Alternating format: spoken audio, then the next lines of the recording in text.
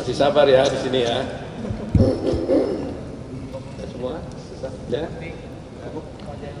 Baik teman-teman wartawan semua, kita tadi sudah sidang.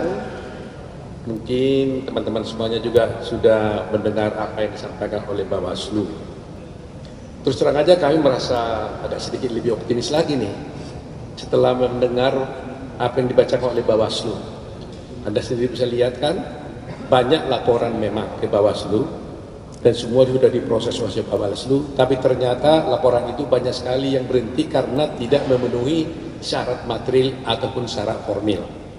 Jadi sehingga seandainya pun rupanya kasus ini memang Mahkamah Konstitusi berwenang, seandainya, kami kan bilang bahwa MK kan tidak berwenang menangani perkara ini, tapi seandainya pun berwenang, ternyata juga tidak bisa dibuktikan karena tidak ada TSM itu tadi.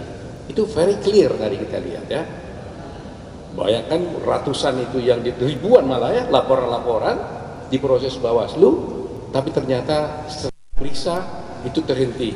Ada yang diproses kepada penyidik, ternyata juga tidak terbukti.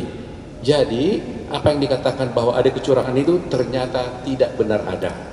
Dan itu jawaban Bawaslu. Dan kami akan pegang terus ini kan. Dan itu documented ya. Itu dokumentasikan, nggak bisa dibantah oleh siapapun. Itu yang pertama. Kedua, tadi mungkin ada isu tentang adanya permohonan dari pemohon satu agar memanggil para menteri-menteri yang terkait, termasuk menteri sosial dan sebagainya. Terus terang aja, kami tadi menyampaikan pendapat bahwa seharusnya ini tidak terjadi. Kenapa? Karena ini adalah sengketa dua pihak. Jadi kalau ada sengketa dua pihak, maka berlakulah asas yang sifatnya universal. Disebut actore incumbit probatio. Kalau di dalam buku perdana disebut pasal 3 higher ini. Artinya, barang siapa mendalilkan sesuatu, maka dia harus membuktikan dalilnya.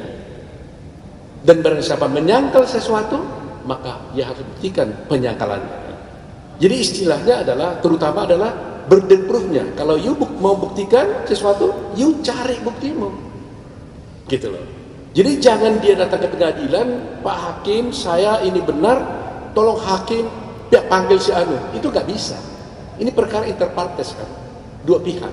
Lain halnya, kalau sengketa ini umpamanya pengujian undang-undang, pengujian norma, mungkin dia bisa minta, tolong minta ini. Itu mungkin karena sifatnya adalah permohonan pengujian undang-undang. Tapi perkara yang namanya sengketa nggak boleh. Coba umpamanya dia minta menteri. Kalau kami nanti minta, tolong Megawati, Ibu Megawati dipanggil, terus nggak habis-habis kan? Bagaimana? Kalau mau dikabulkan menteri, kami juga kan bisa minta, tolong Ibu Megawati dipanggil. Mau nggak? Kan begitu persoalannya kan? Nah, kalau umpamanya permohonan dia dikabulkan, permohonan saya dikabulkan, hakim kan kami merasa tidak adil dong hakimnya. Nah, ini very important gitu, sangat penting. Jadi itu sebabnya saya katakan, tapi tadi hakim sudah tegas menyatakan, memang begitu, dia bilang, tapi kalau mahkamah merasa perlu, dia bilang, untuk kepentingan daripada mahkamah boleh memanggil, tapi kami nggak boleh nanya-nanya, mahkamah aja yang bertanya, karena itu diperlukan untuk kepentingan dia, agar dia bisa menerapkan hukum dengan baik, tapi bukan untuk kepentingan para pihak yang ingin membuktikan dalilnya.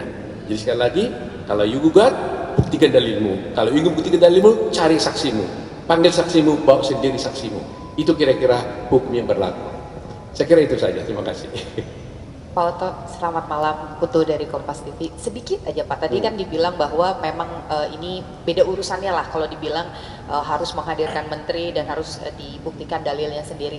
Tapi jika seandainya nanti memang dihadirkan 4 menteri ini oleh majelis, gimana tanggapan kubu 02? Takutkah atau tetap percaya diri? Dengan senang hati. Kalau majelis merasa perlu untuk menguatkan putusannya, majelis memanggilnya, fine-fine aja buat kami. Demi keadilan, demi hukum, kami tidak keberatan. Tadi kan saya katakan tidak keberatan, dan saya akan menyatakan mohon dipertimbangkan. Dan hakim sudah menjawab, kalau diperlukan oleh majelis, kami akan panggil. Saya serahkan dan saya percaya kepada Mahkamah Konstitusi. Gitu. Silakan Pak Fahri.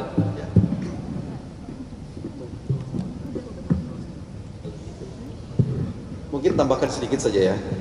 Jadi kami senang sekali sebenarnya dengan persidangan hari ini, yang mana ada kesempatan yang sudah kita gunakan secara optimal dengan menjawab semua dalil-dalil yang dikemukakan oleh dua pasangan calon sekaligus yang sudah berakhir tadi sore.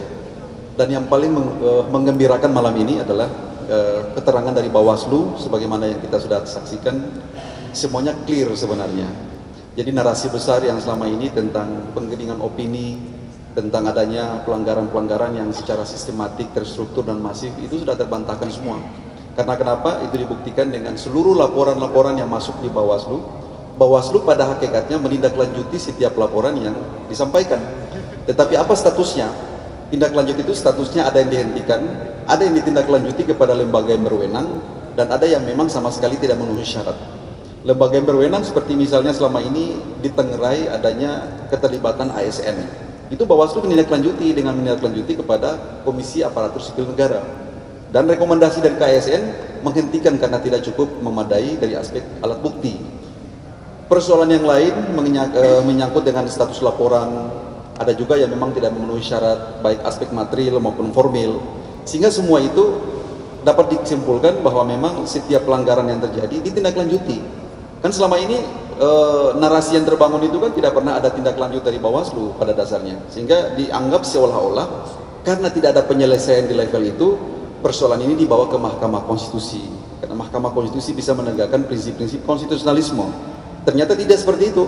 Bawaslu menindaklanjuti banyak sekali laporan-laporan ditindaklanjuti dan tidak bisa dituntaskan. Bukan salah Bawaslu, tapi pada dasarnya memang tidak memenuhi syarat. Jadi sifat daripada laporan itu memang tidak memenuhi syarat, baik aspek material maupun dari aspek formil. Dari sini kita berkesimpulan untuk sementara, walaupun belum masuk pada sisi pemeriksaan persidangan, pokok perkara, pemeriksaan alat bukti dan seterusnya, tapi kami meyakini sungguh bahwa memang ada harapan besar bahwa perkara ini kurang prospektif untuk nantinya seperti yang diharapkan selama ini, bahwa nanti mahkamah akan membuat terobosan-terobosan besar, menciptakan reskinding dan seterusnya, kami meyakini tidak sampai ke sana. Ya, jadi itu saja mungkin yang bisa kami tambahkan dari yang disampaikan Profesor Otto Hasibuan. Mungkin ada yang mau ditambahkan, Pak? Silakan.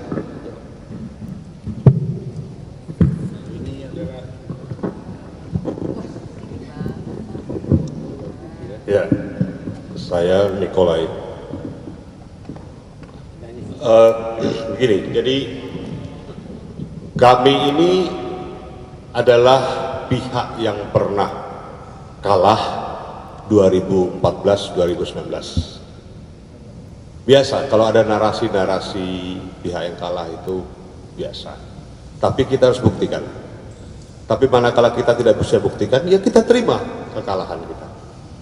Jadi kita tidak harus cengeng, kita tidak harus menyalahkan orang lain. Ya kalau memang kita kalah, ya sudah, kita kalah, kita terima. Dan kita pernah mengalami itu, makanya kita ya senyum saja, dijogetin aja lah. Oke, makasih. Baik, terima kasih ya.